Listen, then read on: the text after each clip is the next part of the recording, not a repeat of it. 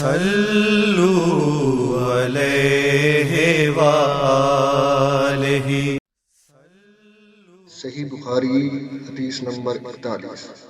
حضرت ابو سعید خضری رضی اللہ عنہ نے فرمایا کہ انہوں نے رسول اللہ صلی اللہ علیہ وآلہ وسلم کو یہ ارشاد فرماتے ہوئے سنا کہ جب ایک بندہ مسلمان ہو جائے اور اس کا اسلام عمدہ ہو، یقین اور خلوص کے ساتھ ہو، تو اللہ اس کے گناہ کو جو اس نے اسلام لانے سے پہلے کیا معاف فرما دیتا ہے، اور اب اس کے بعد کے لیے بدلہ شروع ہو جاتا ہے، یعنی ایک نیکی کے حوض 10 گنا سے لے کر 700 گنا تک کا ثواب، اور ایک برائی کا اسی برائی کے مطابق بدلہ دیا جاتا ہے، مگر یہ کہ اللہ تعالیٰ اس برائی سے بھی درگزر کرے اور اسے بھی معاف فرما دے، یہ بھی اس کے لیے آسان ہے۔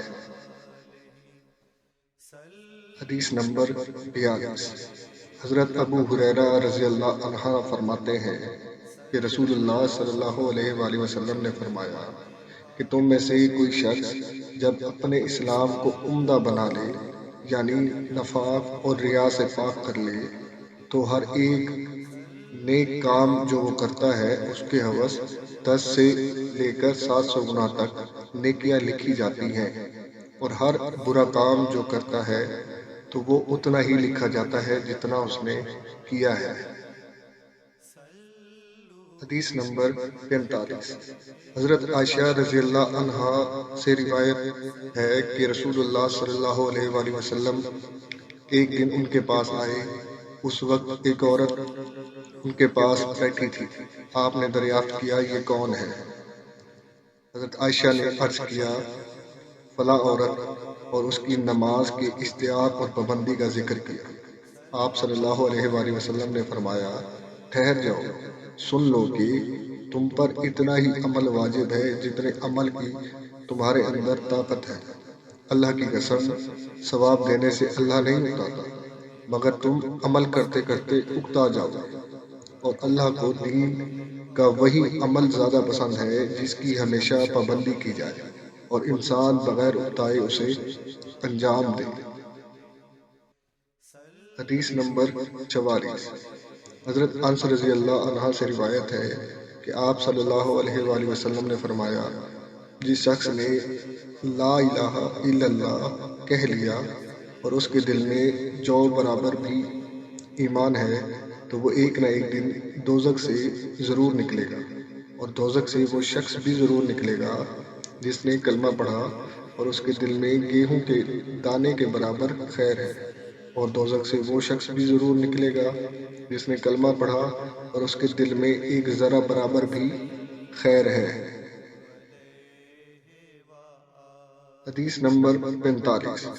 حضرت عمر بن خطاب رضی اللہ عنہ روایت کرتے ہیں کہ ایک یہودی نے ان سے کہا کہ اے امیر المومنین، تمہاری کتاب یعنی قرآن میں سے ایک آیت ہے جسے تم پڑھتے ہو، اگر وہ ہم یہودیوں پر نازل ہوتی تو ہم اس کے نزول کے دن کو یوم عید بنا لیتے۔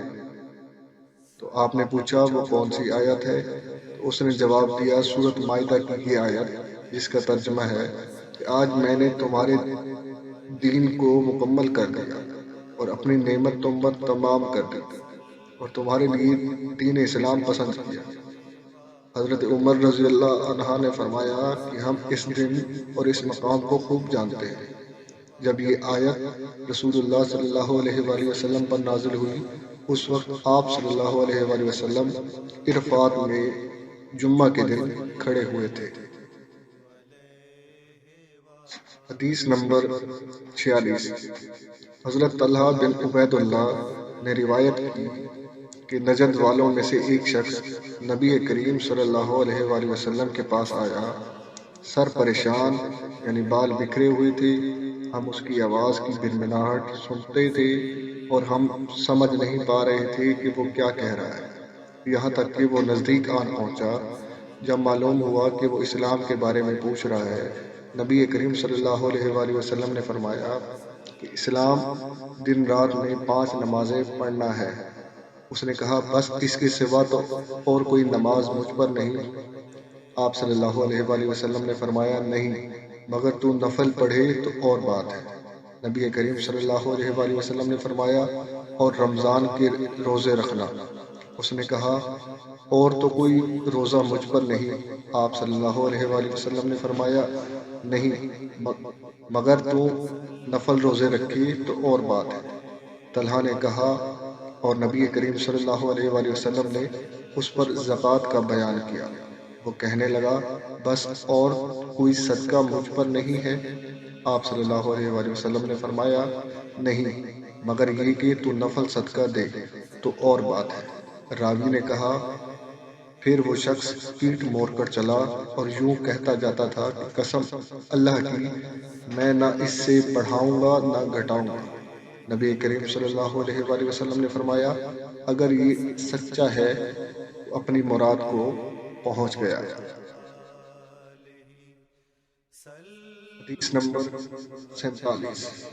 حضرت ابو ہریرہ رضی اللہ عنہ نے روایت فرمایا کہ نبی کریم صلی اللہ علیہ وآلہ وسلم نے فرمایا جو کوئی ایمان رکھ کر اور ثواب کی نیت سے کسی مسلمان کے جنازے کے ساتھ جائے اور نماز اور دفن سے فراغت ہونے تک اس کے ساتھ رہے تو وہ 2 قرات ثواب لے کر لوٹے گا۔ ہر قرات اتنا بڑا ہوگا جیسے احد کا پہاڑ، اور جو شخص نماز جنازہ پڑھ کر دفن سے پہلے لوٹ جائے تو وہ 1 قرات ثواب لے کر لوٹے گا۔ حدیث نمبر 48۔ حضرت عبداللہ بن مسعود رضی اللہ عنہ نے بیان کیا کہ نبی کریم صلی اللہ علیہ وآلہ وسلم نے فرمایا کہ مسلمان کو گالی دینے سے آدمی فاسق ہو جاتا ہے اور مسلمان سے لڑنا کفر ہے۔ حدیث نمبر 49۔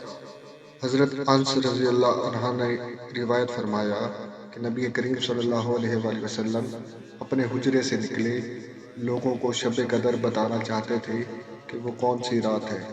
اتنے میں 2 مسلمان آپس میں لڑ پڑے۔ آپ صلی اللہ علیہ وآلہ وسلم نے فرمایا میں تو اس لیے باہر نکلا تھا کہ تم کو شب قدر بتلاؤں، اور فلاں فلاں آدمی لڑ پڑے تو وہ میرے دل سے اٹھا لی گئی، شاید اسی میں کچھ تمہاری بہتری ہو، تو اب ایسا کرو کہ شب قدر کو رمضان کی 27ویں، 29ویں اور 25ویں رات میں ڈھونڈا کرو۔ حدیث نمبر 50۔ حضرت ابو ہریرہ رضی اللہ عنہ نے فرمایا کہ ایک دن نبی کریم صلی اللہ علیہ وآلہ وسلم لوگوں میں تشریف فرما تھے کہ آپ صلی اللہ علیہ وآلہ وسلم کے پاس ایک شخص آیا اور پوچھنے لگا ایمان کسے کہتے ہیں؟ آپ صلی اللہ علیہ وآلہ وسلم نے فرمایا کہ ایمان یہ ہے کہ تم اللہ پاک کے وجود اور اس کی وحدانیت پر ایمان لاؤ، اور اس کے فرشتوں کے وجود پر، اور اس اللہ کی ذات کی ملاقات کے برحق ہونے پر، اور اس کے رسولوں کے برحق ہونے پر، اور مرنے کے بعد دوبارہ اٹھنے پر ایمان لاؤ۔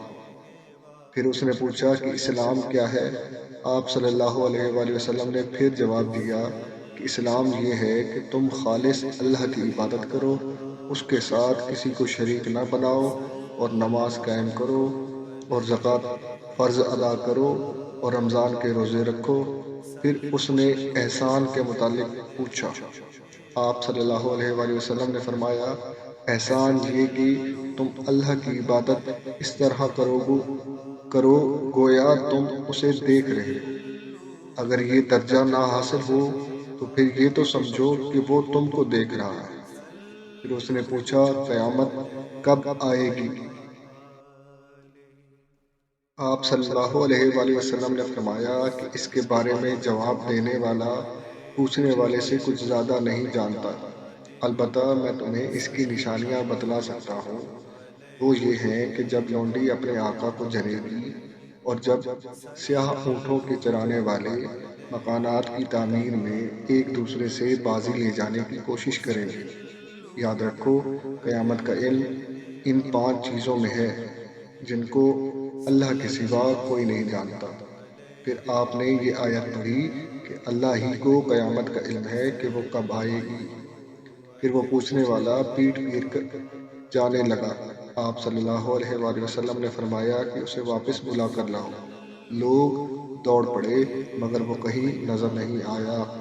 آپ صلی اللہ علیہ وآلہ وسلم نے فرمایا کہ وہ جبرائیل تھے جو لوگوں کو ان کا دین سکھانے آئے تھے۔ ابو عبداللہ یعنی امام بخاری رحمۃ اللہ علیہ فرماتے ہیں کہ نبی کریم صلی اللہ علیہ وآلہ وسلم نے ان تمام باتوں کو ایمان ہی قرار دیا ہے۔